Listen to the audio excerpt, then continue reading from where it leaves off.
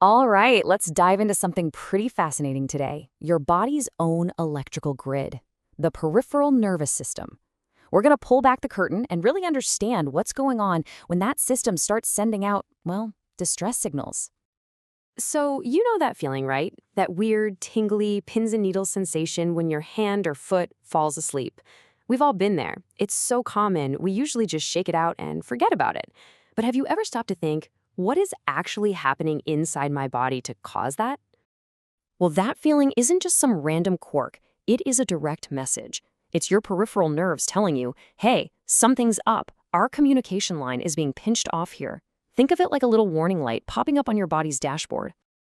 To really get what those signals mean, we've got to look at the highway they're traveling on. And this isn't just a bunch of simple wires. Oh no, this is a dynamic, living, electrical superhighway. Now, what's absolutely wild is that your entire peripheral nervous system is one single continuous piece of tissue.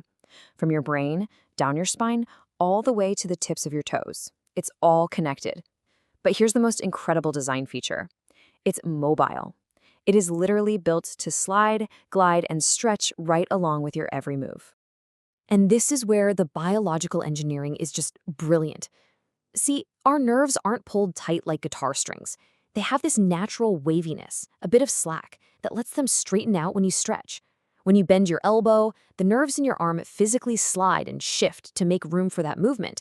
The whole system is designed to spread out any force, so no one single spot ever takes the full brunt of the strain. It's incredible. But, just like any highway, this system can run into trouble. You can get traffic jams, roadblocks, you name it. So what happens when a nerve's natural ability to move gets shut down? Well, when things go wrong, it usually boils down to one of three main culprits. Compression is the most common. That's your foot falling asleep. It's literally like kinking a garden hose, temporarily blocking the flow. Then you've got stretch, which is when a nerve gets pulled way beyond its comfy limit. And finally, there's friction, which is like a rope rubbing against a sharp corner over and over again, causing slow, chronic irritation. And it is so important to know that not all nerve damage is created equal. On the mildest end, you have what's called neuropraxia. Think of it as a bruised nerve, a temporary block that almost always heals completely. In the middle, there's axonotmesis. This is more serious. The internal wires of the nerve are damaged, even if the outer cable is okay. Recovery here is a lot tougher. And then, at the most severe end, neurotemesis. That's a complete cut. That requires surgery, no two ways about it. Okay, theory is great, but let's make this super real with a classic example pretty much everyone's heard of, carpal tunnel syndrome. It is the perfect case study of a major traffic jam on our neural superhighway. The carpal tunnel isn't just a name. It's a real physical passageway in your wrist. And it is narrow. It's jam-packed with all the tendons that flex your fingers. And right in there with them is one crucial nerve, the median nerve. So when anything causes that tiny space to get even smaller, that median nerve gets squeezed. And right here, you can see the cause and effect so clearly. On one side, you've got the triggers, things like doing the same wrist motions over and over, gripping something for a long time, or even swelling from an injury or pregnancy. And on the other side, you get the direct results. That classic numbness that wakes you up at night, weakness in your thumb, and suddenly having trouble with little things like buttoning a shirt. But here's the really hopeful part. A nerve traffic jam like carpal tunnel doesn't always mean you need a major detour or complete overhaul. A lot of the time, the solution isn't about some drastic measure, it's just about getting the natural flow of movement back. So how do we do that? How do we start clearing those roadblocks? Well, the path to recovery is a pretty methodical process, and it really all comes down to helping that nerve move the way it was designed to. So this recovery journey happens in stages. First up, you've got the acute phase. This is all about protection, calming everything down, resting, maybe using a splint. Then, as the nerve starts to reconnect, you enter the recovery phase. This is where the real work begins, retraining your muscles and, just as importantly, re-educating your sense of touch. And finally, in the chronic phase, if some deficits are still there, the focus shifts to adapting and finding clever new ways to get things done. But this whole process requires a ton of patience. A damaged nerve fiber regenerates at a snail's pace. We're talking about 1 inch per month. This is absolutely a marathon, not a sprint. And this, to me, is where it gets so cool. Recovery isn't just about the nerve itself healing, it's about retraining your brain. As sensation comes back, it can feel weird, hypersensitive. So we use things like different textures, cotton balls, then maybe beans, then sand, to gently desensitize the area. And then comes sensory re-education, which helps your brain relearn how to make sense of the signals.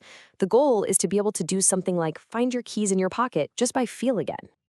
Now, one of the key techniques to help this all along is something called nerve mobilization, or as it's often called, nerve gliding. And the name says it all. It's about getting that traffic moving again. This quote really just sums up the whole thing perfectly. The system is designed to be mobile and deform, while at the same time conducting impulses.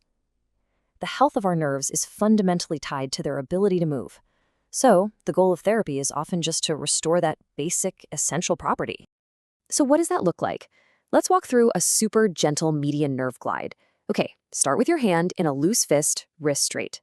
Now, slowly open your fingers and thumb up toward the ceiling. Good.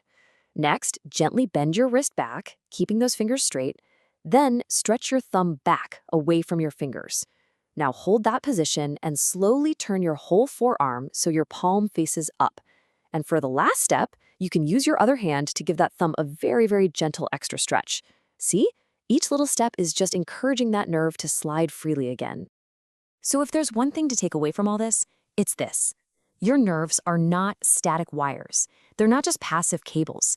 They are living, breathing tissues that need to move to stay healthy. And they really suffer when they get stuck. And when you understand that, it gives you all these simple, practical ways to take care of your nerve network. It means being your own detective, checking your skin for little cuts if your sensation is off. It means changing up your grip or building up the handles on your tools to spread out the pressure. It's really all about just being mindful of pressure, temperature, and how long you stay in any one position.